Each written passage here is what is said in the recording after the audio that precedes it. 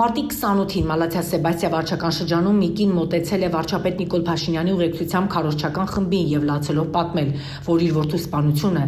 չի բացահայտվում։ Լավ տղուներ սպանի, կարանքակ իմանակ,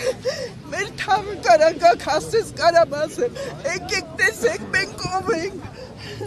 Ամնուր լրատվականը պարզեց, որ խոսքը վերաբերում է 2023 թվականի օգոստոսի 7-ին տեղի ունեցած սպանությանը։ Այդ օրը հրազենային վնասվածքով ժամը 1:00-ին Աստղիկ բժշկական կենտրոն էր տեղափոխվել Արսեն Հովսեփյանը, ով ստացած վնասվածքից նույն օրը ժամը 1:03-ին 3 րոպե անց մահացել էր։ Դեպքի առթիվ Հայաստանի Հանրապետության քննչական կոմիտեի Մալաթիա Սեբաստիա վարչական շրջանի քննչական բաժնում նախաձեռնվել էր քրեական վարույթ Հայաստանի Հանրապետության քրեական օրենսգրքի 155-րդ հոդվածի առաջին մասով սպանություն եւ 335-րդ հոդվածի առաջին մասով ապօրինի զենքի շրջանառություն։ Դեպքի վայրի Ռմելիքյան փողոցի 52 հասցեի դիմաց կատարված զննությամբ հայտնաբերվել էր կրակված պարկուճ, գնդակի պեկոր, ինչպես նաեւ արյան հետքեր։ Քրեական վարույթի շրջանակում նշանակվել էին մի շարք փորձաքննություններ, այդ թվում դատաբժշկական, դատաձգաբանական եւ դատագենետիկական։ Ստացվել էին նաեւ դեպքի վայրը ֆիքսող տեսախցիկների տեսաձայնագրությունները։ Ամնուր լրատվականը փորձեց այսօր Հայաստանի Հանրապետության քննչական կոմիտեից հասկանալ, թե ինչու էին սպանել երիտասարդ կնոջ որդուն